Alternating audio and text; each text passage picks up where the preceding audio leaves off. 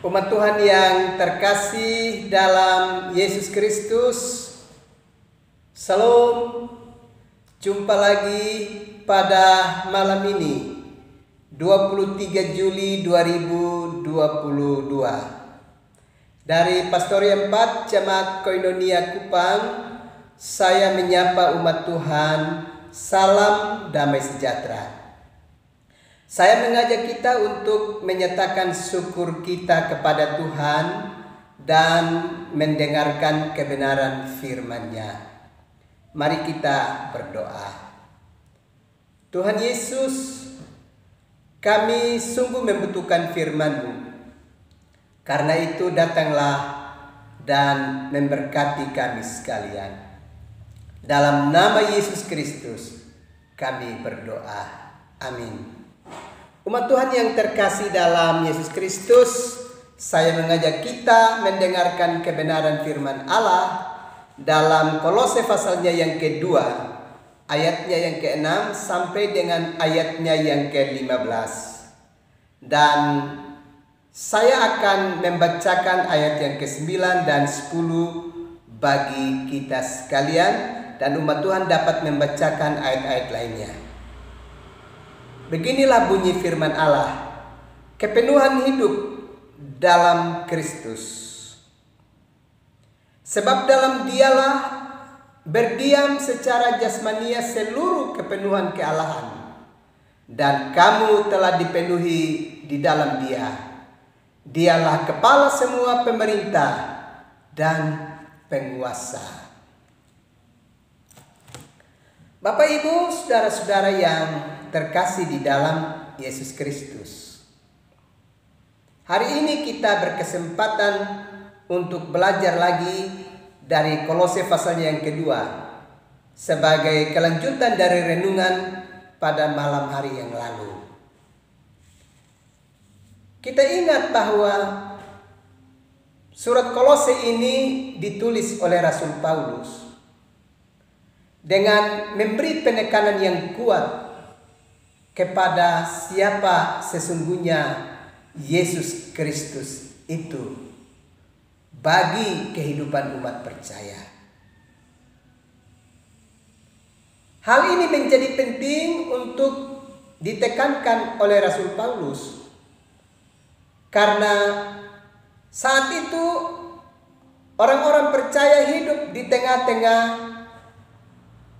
begitu banyak pengajaran, baik itu ajaran-ajaran Yahudi maupun juga filsafat Yunani yang begitu kuat mempengaruhi kehidupan manusia pada zaman itu.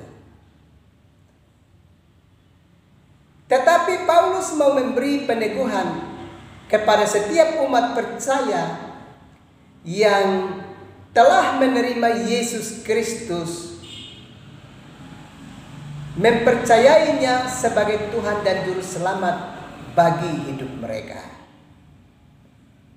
Paulus mau memberi peneguhan kepada mereka bahwa mereka harus tetap teguh sebagai pribadi-pribadi yang telah menerima Yesus Kristus, dan harus ingat bahwa Yesus Kristus itu bukanlah sekedar manusia yang biasa sebagaimana manusia pada umumnya, tapi Dia adalah satu pribadi yang nampak secara jasmani sebagai manusia, tapi sesungguhnya Dia adalah Tuhan. Kalau kita perhatikan bagian itu dengan baik, khususnya pada ayatnya yang ke-9, sebab dalam Dialah berdiam secara jasmania seluruh kepenuhan kealahan.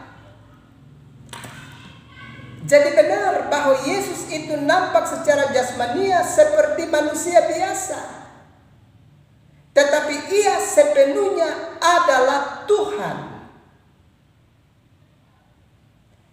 Ia bukan manusia yang memiliki kemampuan spektakuler karena dia sedang diisi oleh kuasa tertentu, sehingga dia menjadi pribadi yang begitu luar biasa. Tidak, dia memang adalah Tuhan yang datang dan menjumpai kita umat manusia dalam rupa jasmania. Kita sebagai manusia seperti manusia, tapi sesungguhnya dia adalah Tuhan. Seluruh kepenuhan kealahan ini mau memberi gambaran kepada kita bahwa dia adalah Tuhan.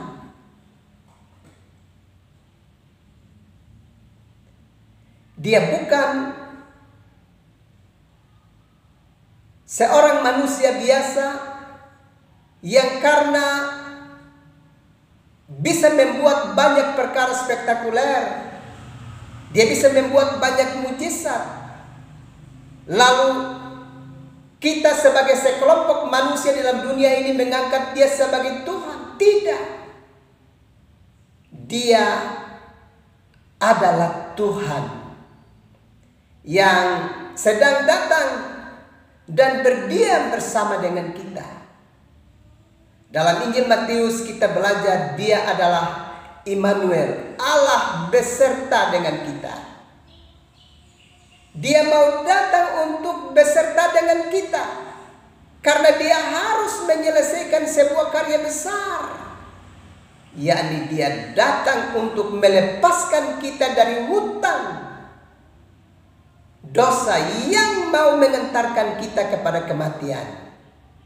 Dia datang untuk melepaskan kita dari hutang dimaksud.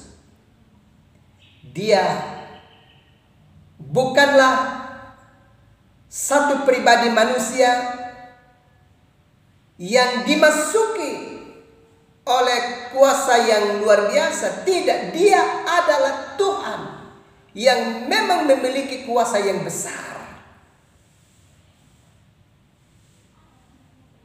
yang sedang hadir di tengah-tengah kehidupan kita umat manusia karena kecintaan dan kasih-Nya yang sungguh dalam bagi kita umat manusia.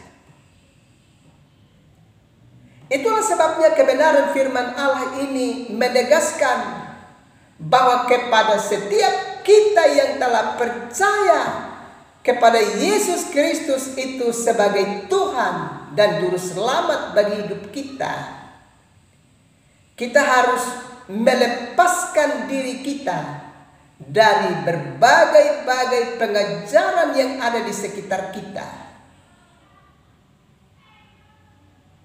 Sebab berbagai pengajaran yang ada di sekitar kita yang melawan Kristus itu adalah pengajaran yang palsu.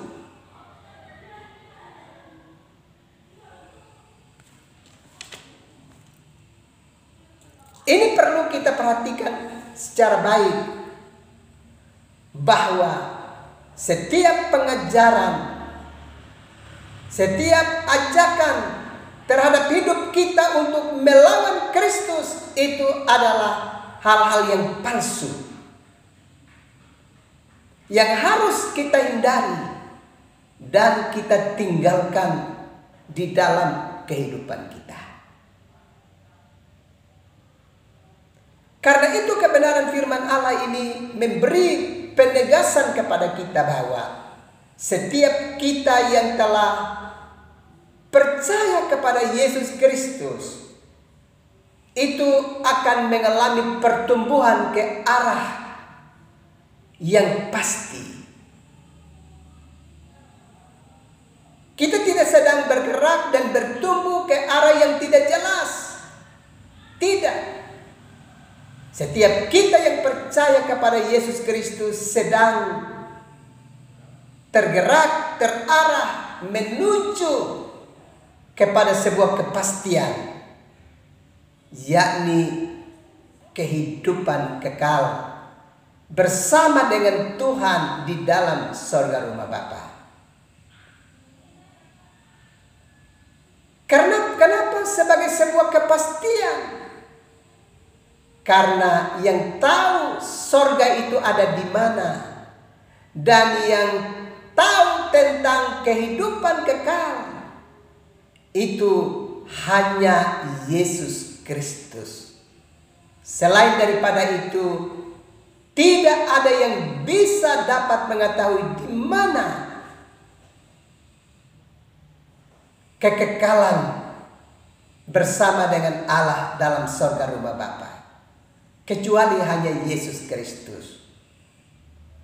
Dia yang adalah Tuhan, itulah yang datang dari sorga, berjumpa dengan kita umat manusia untuk membebaskan kita dari hutang dosa, membawanya dan memakukannya pada palang salib. Kemudian dia telah bangkit dan kembali ke sorga, dan nanti dia akan datang kembali, sebab dia harus menjemput setiap kita yang percaya kepada dia, sehingga di mana dia berada, kita pun harus berada bersama dengan dia,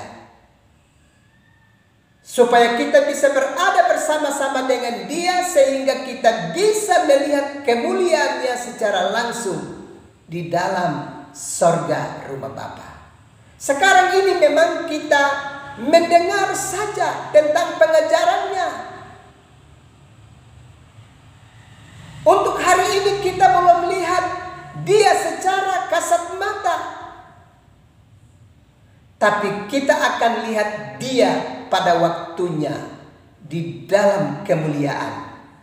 Injil Yohanes 17 ayat yang ke-24 sudah menjanjikan itu bagi kita, bahwa semua kita yang percaya kepada Yesus Kristus yang adalah Tuhan dan Juru Selamat itu, kita akan melihat kemuliaannya secara langsung di dalam sorga rumah Bapa. Itulah sebabnya kalau hari ini kita percaya kepada Yesus Kristus, kita sedang berarah menuju kepada kehidupan yang sesungguhnya. Kita sedang berarah menuju tempat yang sesungguhnya, yakni ke dalam sorga rumah Bapa. Karena itu, sekali lagi, setiap kita yang sudah menerima Yesus Kristus mesti menyatakan syukur kita kepada Tuhan dan melepaskan diri kita, membebaskan diri kita dari pengajaran-pengajaran palsu yang ada di sekitar kita, yang sedang menolak bahwa Yesus Kristus itu adalah Tuhan. Itu adalah pengajaran-pengajaran palsu yang mesti segera kita hindari, kita tinggalkan di dalam hidup kita. Dan jangan pernah menerima pengajaran-pengajaran palsu demikian, karena akan mengantarkan kehidupanmu memasuki kematian kekal. Sekali lagi, bersyukur, sebab kita adalah orang-orang yang telah percaya kepada Yesus Kristus, dan kita sedang tergerak menuju tempat yang sesungguhnya, kekekalan dalam sorga rumah Bapa, bersama-sama dengan Yesus Kristus yang sudah pernah datang menjumpai kita dan akan datang lagi menjemput kita memasuki tempat kekal kudus bersama dengan Dia. Karena itu tetap setia bersama dengan Yesus. Hanya Dia satu-satunya yang akan menjemput kita memasuki tempat kudus, sorga rumah Bapa yang telah Dia sediakan bagi kita. Tuhan memberkati kita sekalian. Amin. Mari kita berdoa. Terima kasih Tuhan untuk kebenaran firman-Mu yang terus melawat kami. Kiranya kami tidak